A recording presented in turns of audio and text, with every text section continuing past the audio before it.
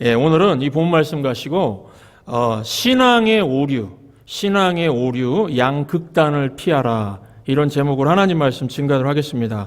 그 신앙생활을 오해하는 사람들이 있습니다. 신앙은 막 삶에서 많은 기적들이 나타나는 것이고 막 깜짝깜짝 놀랄 일들을 보여주는 것이라고 말합니다. 그런데 마태복음 4장 3절 보시면 이거는 마귀가 부추기는 행동과 비슷합니다. 마귀가 예수님께 기적을 행하고 살라, 사람들을 놀라게 해봐, 이렇게 부추겼습니다. 마태복음 4장 3절 보시면 시험하는 자가 예수께 나와서 이르되 네가 만일 하나님의 아들이거든 명하여 이 돌들을 떡덩이가 되게 하라. 떡 만들어 먹고 살아라. 기적을 행하고 살라. 자꾸 부추겼습니다. 여러분, 마찬가지로 마귀가 우리 성도들에게 다가와서 항상 유혹하고 거짓말하는 게 있습니다. 기적을 보여주면 믿는다고 그래라. 기적을 보여주면 믿는다고 해라. 이렇게 자꾸 속삭입니다. 여러분, 그런데 기적을 체험했다고 신앙생활 잘하던가요? 잘하시는 분도 있지만은 꼭 그렇지가 않습니다. 사업상의 위기, 직장의 위기, 질병의 위기, 신분의 위기가 있을 때 주위 사람들에게 기도해달라고 부탁하던 사람이 있었습니다. 새벽마다 나와서 기도했습니다. 그래서 누가 봐도 하나님이 도와주셨다는 극적인 체험을 했습니다. 기적이었습니다. 그런데요, 그 이후에 새벽 예배 안 나오죠. 그러고 나서 주일 예배도 빠지기 시작했습니다. 어떤 분은요, 가족들의 기도로 정말 그 죽을 병에서 기적적으로 살아나가지고 기적을 체험했는데 결국에는 하나님 믿지 않고 죽어버렸다고 합니다. 오늘 우리가 사도행전 지금 10장을 계속 보고 있는데 사도행전 10장은 많은 것들을 묵상하게 하는 장입니다. 베드로와 고넬료가 기도 중에 신비한 체험을 했습니다. 천사가 나타나서 말을 걸었습니다. 초자연적인 현상이죠. 여러분 중에 천사가 나타나서 대화한 체험 있으신 분 계십니까? 저도 아직까지 없습니다. 이 고넬료와 베드로는 정말 특별한 체험을 했습니다. 그런데 오늘 본문을 보시면은, 오늘 우리가 본문을 같이 살폈죠? 오늘 본문 보시면 신비한 현상은 아무것도 없고 오직 베드로의 설교만 있습니다. 베드로의 설교만 있습니다. 그래서 여러분들에게 질문 한 가지 드립니다. 여러분들 신앙생활 하면은 기적을 체험합니까? 안 합니까? 기적을 체험합니까? 안 합니까? 신앙생활 하면서? 하죠. 분명히 체험합니다. 가장 쉬운 예로 기도하면은요, 응답이 옵니다. 내 상식으로는 불가능한데 기도했을 때 해결되는 것을 보면서 초자연적인 기적을 경험하셨을 겁니다. 저도 기도하다가 그 방언을 체험한 적이 있습니다. 기도하는데 저도 모르는 소리가 막 나오는 겁니다. 제 의지와는 다른 막 소리가 나왔습니다. 혀가 통제가 되질 않았습니다. 그 초자연적인 현상이고 이게 영적인 체험이죠.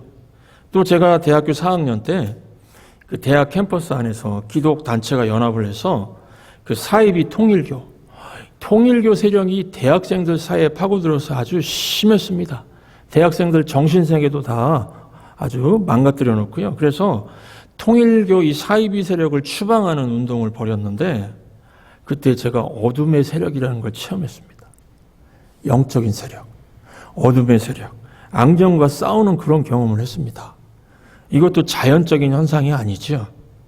여러분들도 신앙생활 하시면서 적어도 한 번 이상은 이런 초자연적인 체험을 하셨을 겁니다. 이 베드로와 고넬료처럼 직접 천사를 만나는 체험은 아니더라도 신비한 체험이 있었을 것입니다.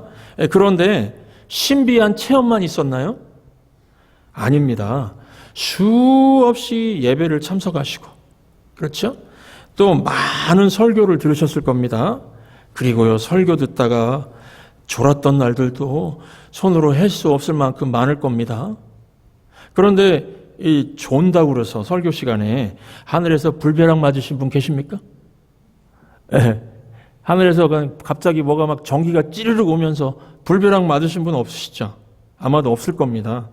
이 본문의 고넬료도 기적만 체험한 게 아니고 베드로의 설교를 통해서 하나님 말씀을 들었습니다. 그래서 신앙생활에는 기적도 있고요, 말씀도 있습니다. 그러므로 우리가 올바른 신앙생활을 하기 위해서는 첫 번째로 기적만 강조하는 신비주의를 경계해야 됩니다. 왜냐하면 기독교 신앙은 신비하지만 신비주의는 아닙니다. 초자연적인 요소가 분명히 있지만은 신앙생활은 매우 자연적인 일상생활 속에서 이루어집니다.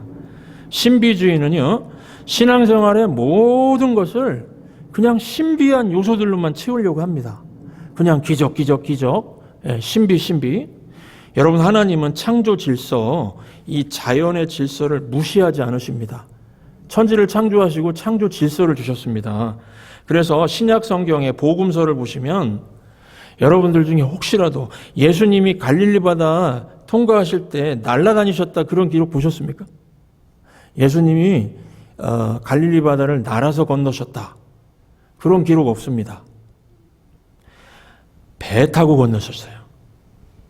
배 타고 건너시고 한 번 제자들이 아주 급 위험에 처하자 물 위를 걸어오신 적이 한 번 있습니다.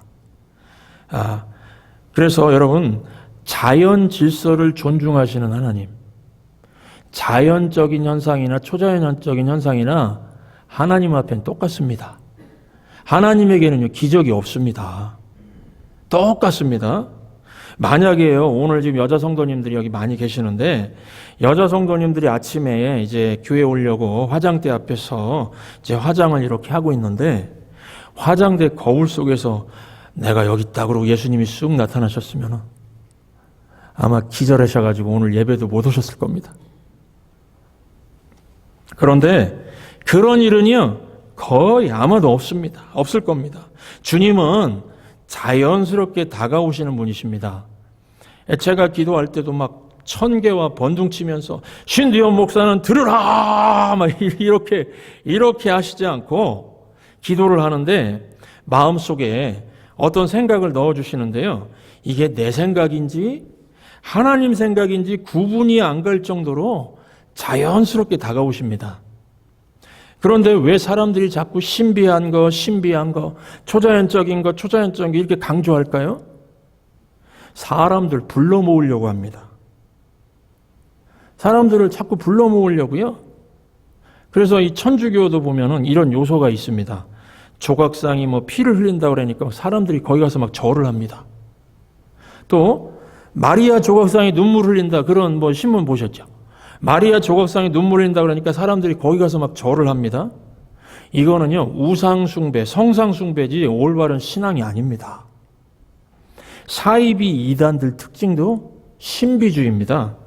사이비 교주를요, 막 신비롭게 합니다. 보통 사람이 아닌 것처럼 막 꾸미죠? 비밀스럽게 만듭니다. 그래서 신비로운 기적을 막 자연적인 현상보다 더 높게 평가하게 만들고 꿈과 계시만을 강조하게 만들고 병에 걸렸을 때 절대로 병원에 가지 못하게 하고요. 약을 못 먹게 하고요. 오직 안수해가지고 막 교주가 안수해서 낫는다 막 이렇게 주장합니다. 이거 잘못된 접근이죠. 초자연적인 현상이나 자연 현상이나 모두 다 하나님 손에 있습니다. 약과 주사도요, 하나님 주신 선물입니다. 하나님께서 좋은 의사를 만나게 해주시고 좋은 약을 구할 수 있게 해주십니다. 제가 어렸을 때 저희 큰 누님 또래, 그러니까 제가 그때는 어렸으니까요, 큰 누님 또래 교회 청년들 누나들이 누님들 중에도 이 잘못된 신비주의에 좀 빠져 있는 분들이 있었습니다. 그래서 막 기도를 막 세게 해야 한다고 그러면서 무조건 막 소리를 지르는 겁니다. 그러다 보니까 목이 다 상하고 목소리가 갈라졌어요.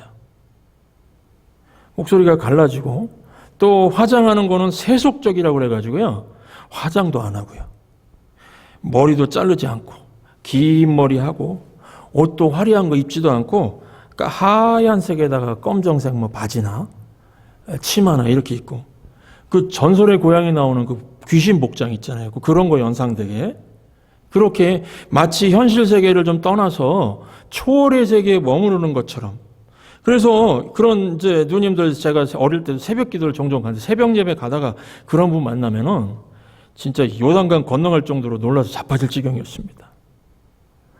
예. 원래 여자분들 목소리는요, 이게 굴러가는 목소리입니다. 그런데 막 할렐루야 이렇게 해야 되는데 막 할렐루야 목이 갈라져가지고 할렐루야 그러면서 막 시멘트 바닥 긁는 소리가 나고요. 그런 모습이 마치 세상을 초월하여 사는 것처럼 생각했다는 것입니다. 여러분, 화장품도 하나님 주신 선물입니다. 예, 잘 활용할 수 있어야 됩니다. 화장품이 영어로 코스메틱인데 이 코스모스가 우주라는 뜻이잖아요. 질서를 잡는다는 뜻이 있습니다. 무질서한 여자분들 얼굴에 그 질서 잡아주는 겁니다. 질서를. 네. 질서를 잡아주는 건데 얼마나 좋은 겁니까? 우리 질서의 하나님. 그래서 물론 막 키메라 아시죠? 키메라 막 허허 하는 키메라처럼 막 화장을 그렇게 하면 안 되겠지만은 가꿀 줄 알아야 된다는 겁니다. 왜 그렇습니까? 신앙은 생활이기 때문에 그렇습니다. 신앙은 생활입니다. 또 신비주의자들 보면은요, 이 구원의 확신, 성령의 역사도 감정적으로만 자꾸 확인하려고 합니다. 그래서 은혜 받으면 막 마음이 시원하다 그러고, 은혜 못 받으면 마음이 컬컬하다 그러고요. 컬컬하대요. 그래서 막 이성이 몽롱해질 때까지 몸을 부들부들 떨면서 막 손을 흔들고 자기를 막 몰아경지까지 집어넣습니다. 그래서 무슨 영이 임하는지 모릅니다. 성령이 임해야 되는데 멍해가지고 멍령이 임하는 건지 아니면 악령이 임하는 건지 제정신이 아닙니다. 이런 대표적인 예로요. 1994년도에 실제로 토론토 블레싱이라고 하는 부흥운동이 있었는데 이 운동 가운데 보면은 말씀 듣는 중에 막 뒤로 넘어지고 막 이런 현상을 막 강조했습니다. 그리고 거룩한 웃음, 홀리 랩터라고 그래가지고 막 웃어야 된다고 그래가지고 예배 시간에 막 웃어야 된대요. 그런 현상들을 강조했는데 말씀의 핵심 증거가 없었습니다. 말씀의 핵심 증거가 없었습니다. 그 주창자인 존 윈버가 죽게 되고서 이 운동 시들해지고 사라졌습니다. 신비주의는요, 이렇게 감정을 강조하니까요, 이렇게 너무 극단적으로 나가는 사람 보면은 성경 공부하면 은혜가 떨어진대요. 성경 공부하면 은혜가 떨어지니까 성경 공부는 그만두는 현상이 나타납니다. 이와 같이 신비주의에 빠지면은 모여서 성경 공부하고 기록하고 묵상일기 쓰고 하는 걸 싫어하게 됩니다. 여러분, 신앙은 평범한 속에서 성실하게 사는 것입니다. 하나님 말씀을 철저하게 공부하고 미래를 준비하고 노력하는 것이 신앙생활입니다. 제가 지금 설교하고 있는데요. 이 설교도 일주일간 공부해서 나온 겁니다. 공부해서 되는 거지 기적으로 되는 게 아닙니다. 성경을 철저히 연구하고 더 기도하고 또 철저히 더 묵상하고요. 그러다가 막 어깨도 아프고 또 허리도 아프고 그러면 걷기도 해야 되고 스트레칭도 해야 됩니다. 천사가 와서 마사지 해주는 거 아닙니다. 그러므로 지나치게 기적만 강조하고 기적만 의존하는 신앙생활은 올바른 신앙생활이 아니라는 것입니다. 자꾸 기적만 추구하면은요, 한판 신앙 됩니다. 한판 신앙. One round miracle. 한판 신앙 됩니다. 한 판에 인생 뒤집으려고 하는 거는 마귀의 유혹일 수 있습니다. 기적을 보여주면 믿겠습니다. 이런 태도 위험합니다. 기적의 가치는요, 우리가 믿음을 가졌기 때문에 그 결과로 체험하는 기적이면 믿음을 성숙하게 만들어줍니다. 그런데 믿기 위해서 기적을 보여달라고 그러면요, 이런 사람은 나중에 기적만 체험하고 나서 그게 무슨 하나님의 기적이었어. 되려고 하니까 됐지. 이렇게 부인해버리는 자리로 나갑니다. 그래서 기적은 기적일 뿐이지 길을 보여주지 않습니다. 하나님의 말씀을 배워야 말씀 안에 명확한 길이 있고 내용이 있고요. 거기에 우리 인생의 방향을 가르쳐주는 나침판이 들어있습니다. 기적은요, 말씀을 가리키는, 말씀적으로 가리키는 화살표에 불과합니다. 기적은 말씀을 가리키는 화살표에 불과하지 하나님 말씀이 핵심이라는 것입니다. 믿으시죠? 예, 두 번째로 우리가 올바른 신앙생활을 하기 위해서는 이성만 강조하는 합리주의를 경계해야 됩니다. 기독교 2000년 역사를 보면은 신앙생활이 이렇게 기적 위주의 초월의 세계에만 머무른 때가 있었습니다. 그것도 500년에서 주 500년에서 1500년까지 거의 1000년 동안 그랬습니다. 그러다 보니까 기독교 신앙이 미신화됐습니다. 모든 것을 하나님의 기적이라고 그러고 하나님의 뜻이라고 그랬습니다. 그런데 기적이 매일매일 나타나는 게 아니었죠. 하나님은 자연 질서, 창조 질서를 가지고 일하시기 때문에 자연적인 일상생활이 대부분이고요. 기적은 가끔씩 일어나는 거였습니다. 그런데 이 초자연적인 세계만 머무르려고 하는 신비주의자들은요. 그러다 보니까 없는 기적을 만들어내기 시작했습니다. 없는 기적을 만들어내고 없는 권위를 만들어내서 사람들 모여들게 하려고 했습니다. 그러다 보니까요. 사제들이 자꾸 헛소리하게 됐습니다. 헛소리. 이런 시절이 1000년을 지속했고 교회가 막 썩기 시작했습니다.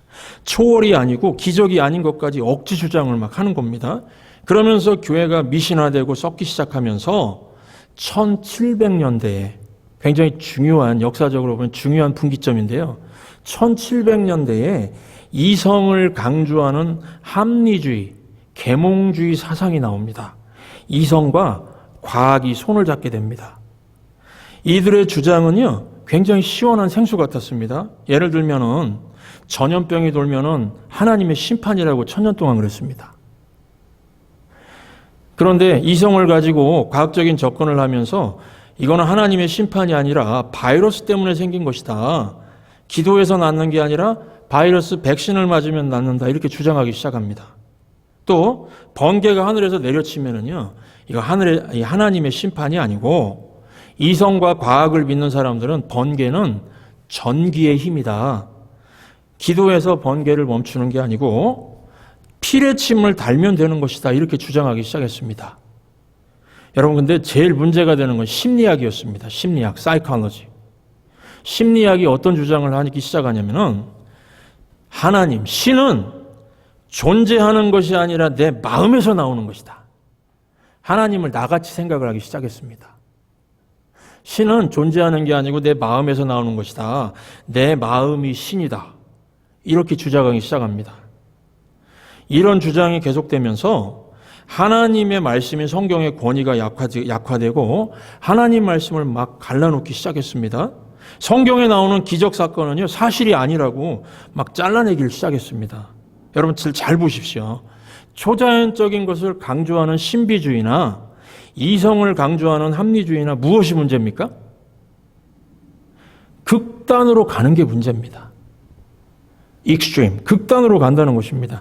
기독교 신앙은요, 신비한 요소가 있구나 인정하는 거 좋습니다. 그러나 신비주의, 초월의 세계에만 머물러 있게 되니까요, 썩게 되고요. 여기에서 반발해가지고 이성 중심의 합리주의가 나오기 시작했습니다. 그런데 이성이 극단으로 가게 되니까 하나님의 존재와 하나님의 말씀의 권위를 부인하게 되어버렸습니다. 그래서 이성이 극단으로 가면서 나온 것이 바로 지금 우리 시대의 흐름입니다. 우리 시대의 영적인 흐름, 포스트 모더니즘이라고 하는데요. 우리 시대의 흐름은 어떤 흐름인가? 절대 가치가 사라져버렸습니다. 절대 가치가 사라져버렸습니다. 하나님 말씀 떠나고 하나님 영광을 구하지 않으니까 이 시대의 영적인 상태를 두 자로 요약하면요, 허기, 갈증입니다. Hunger and thirst. Hunger and thirst. 아무리 많이 배우고 노력했어도요, 아무리 돈을 많이 벌고 성공했어도요, 많은 사람들이 그 극단으로 사니까 극단적인 선택하고 극단으로 가는 사람들 내로 그 선거 한번 보시면은요, 더 이상 갈 곳이 없다. 대부분 메시지는 그거예요. 더 이상 갈 곳이 없다. 살 의욕이 없다. 탄식하는 허무주의에 빠집니다. 양극단의 문제가 정리가 되시죠? 초월의 세계에만 머무르려는 신비주의는 현실 생활을 무시하고 성실하고 열심히 사는 능력을 상실하게 만들어버립니다. 또 이성만 강조하다 보면은요, 하나님의 존재까지 부인하게 됩니다. 하나님의 말씀의 권위를 부인하면서 영적 상태가 막 허무해지게 됩니다. 영혼이 썩기 시작하고요, 결과적으로 영혼이 썩으니까 이 인생의 허기와 갈증만 남게 됩니다. 이거는요, 영혼이 비어 있는 거예요. 영혼이 비어 있고 허무한 것입니다. 그런데 이상한 게 영혼이 허무한데요, 자꾸 배가 고프대요. 영혼이 지금 배고픈 상태인데 몸에서 자꾸 배가 고프다고 그럽니다. 그래가지고 사람들이 밤에 무지무지하게 먹습니다. 엄청나게 먹습니다. 잠을 제대로 자질 못하고 계속 먹어댑니다. 예. 그래서 한국 사람들 그런 통계가 있는데요. 한국의 성인 인구 절반 수준의 치킨, 닭고기가 하룻밤에 없어진답니다. 하룻밤에. 이성만 강조하다가 생긴 허무병입니다. 허무병. 다 그런 건 아니지만 이 갈증과 허기, 이런 영적인 상태로 빠져들게 되었다는 것입니다. 그러므로 세 번째로 올바른 신앙생활을 하려면은 하나님 말씀과 하나님의 계명을 절대 기준으로 삼으라는 겁니다. 베드로와 고넬료가 초자연적인 경험을 했습니다. 기적 사건이었습니다. 신비한 순간이었습니다. 그런데 두 사람이 만나서 자기의 신비한 체험 하나도 나누지 않습니다. 왜요? 신비 체험, 기적은 말씀으로 향하는 화살표니까요. 그래서 오늘 본문 보시면 성경 내용, 성경 공부하고 있습니다. 하나님 말씀 설교하고 있습니다. 그래서 이 고넬료가요, 베드로의 설교를 듣고 변화되고 믿음이 생기고 가족들이 변화됐습니다. 고넬료는 말씀 듣고 믿음이 생겨서 구원받게 되었습니다. 기적이 믿음을 준 게 아니었습니다. 기적은 하나님 말씀으로 향하는 화살표였죠. 고넬료의 이성적인 분석이 믿음을 준 게 아니었습니다. 베드로를 통해서 하나님의 말씀을 들을 때 믿음이 생겼습니다. 로마서 10장 17절 말씀 나오죠. 믿음은 들음에서 나며 들음은 그리스도의 말씀에서 말미암느니라. 고넬료가 베드로에게서 들었습니다. 예수님의 십자가와 부활 사건을 들었고 그 의미를 배우게 되었습니다. 그래서 구원받는 믿음이 생겼습니다. 그러므로 올바른 신앙생활은 무엇인가? 하나님 말씀을 듣고 믿음이 생기고 그 생긴 믿음 가지고 일상생활을 살아내는 겁니다. 아무리 많은 기적을 체험했다고 하더라도 그 방향은 말씀을 향해서 가야 썩지 않습니다. 하나님 말씀을 향하여 달려가리라. 항상 그런 자세가 필요하다는 것입니다. 이성도 마찬가지입니다. 하나님 말씀 앞에 굴복하는 이성이 되어야 됩니다. 여러분, 우리 머리로 우주를 창조하신 하나님 이해할 수 있습니까? 없습니다.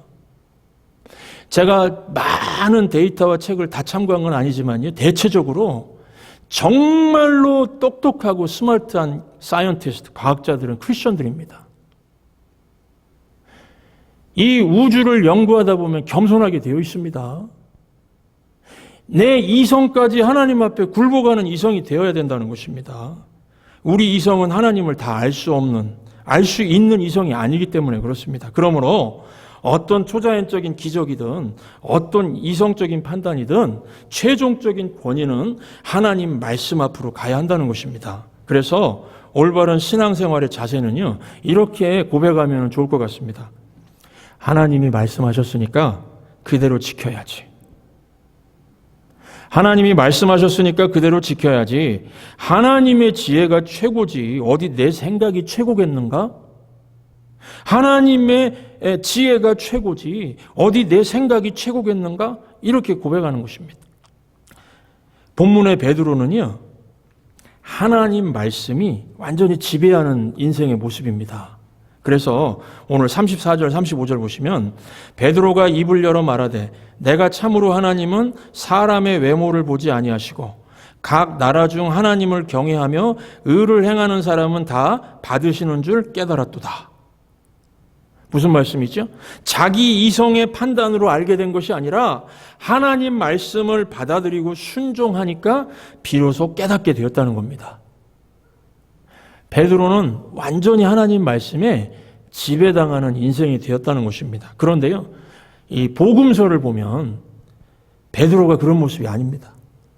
복음서의 베드로와 사도행전에 나오는 베드로는 차이가 있습니다. 복음서에 나오는 베드로는요, 말하는 믿음하고 행동하고 모순이 있습니다.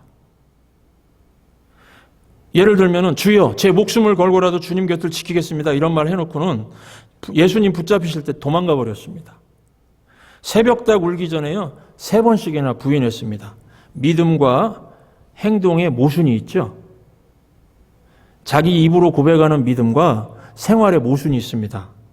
또 주님 말씀하시면 따르겠습니다 이 고백을 하고 나서는 예수님이 시험에 들지 않게 깨어서 기도하라 그랬더니 잠을 자버렸습니다. 기도는 무슨 기도 그러면서 잠을 자버렸습니다. 믿음과 행동의 모순입니다. 여러분 신앙은 입 바른 소리로 한다고 해서 옳은 말을 했다고 해서 옳은 삶을 사는 게 아닙니다. 하나님 말씀 앞에 지배당하지 않으면요 내 믿음과 내 행동이 모순이 생깁니다. 베드로가 복음서에 나오는 베드로는 그런 모습이었습니다. 사도행전으로 넘어오면서 베드로가 기도 시간도 딱 정해놓습니다.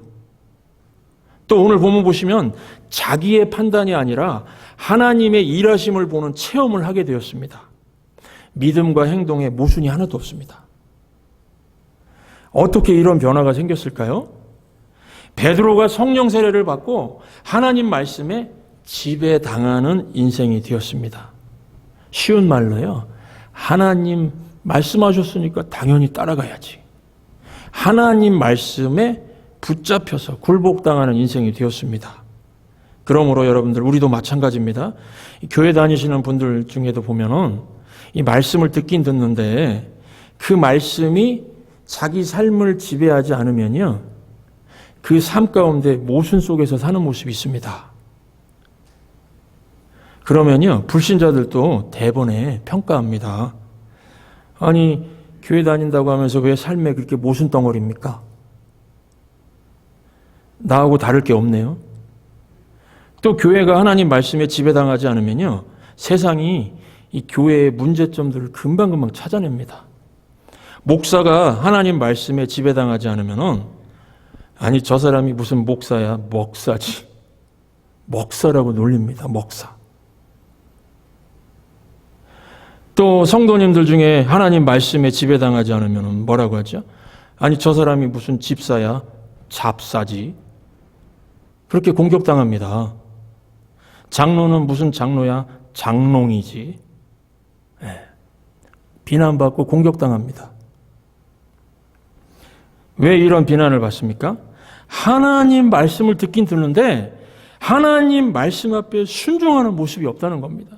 하나님 말씀은 이쪽으로 나오라고 그러는데 말씀은 듣긴 듣는데 반대 방향으로 가든지 아니면 머물러 있든지요. 말씀에 순종하고 말씀에 지배를 당하지 않으니까 그런 모습이 나타난다는 것입니다. 그러므로 신앙 출발이 혹시 기적에서 출발하신 분 계십니까? 어려운 가운데 있었는데 기적적으로 체험을 해서 지금 신앙생활 하시는 분도 계실 겁니다. 또 성경 공부에 한번 오라고 그래가지고 성경을 공부하면서 이성을 사용해서 성경에 대한 관심으로 시작했던 간에 하나님 말씀 앞에 순종하는 방향으로 나아가시기 바랍니다.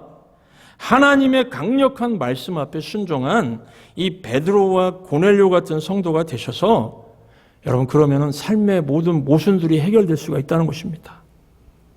예, 말씀에 온전히 순종하고 하나님 말씀에 지배당하는 인생이 되셔서 삶의 모든 모순들 또 허기짐과 갈증들을 해결하시는 귀한 하나님의 자녀들 되시기를 주의 이름으로 축원합니다. 아멘. 오늘 시간에는 주 말씀 향하여 내가 달려가리라. 이제는 엉뚱한 데 방향으로 틀어지지 않고 주 말씀 향하여 달려가리라. 이 찬양 후렴구만 편집을 했는데 몇 번 반복을 하도록 하겠습니다. 주 말씀 향하여 달려가리라. 우리 찬양하겠습니다. 주 말씀 향하여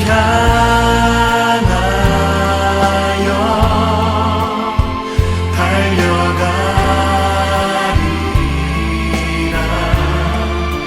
힘도 아니 능도 아니 오직 성령으로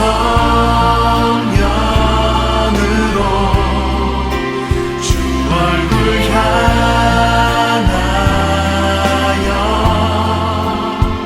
달려가리라. 오 주의 영광 안에 살게 하소서.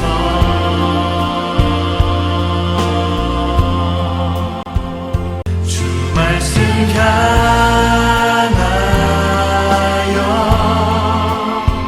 달려가리라.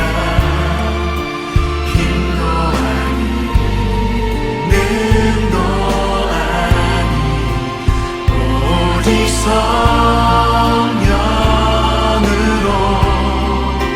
주 얼굴 향하여 달려가리라. 오 주의 영광 안에 살게 하소서.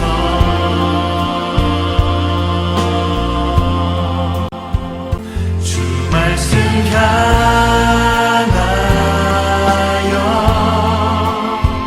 달려가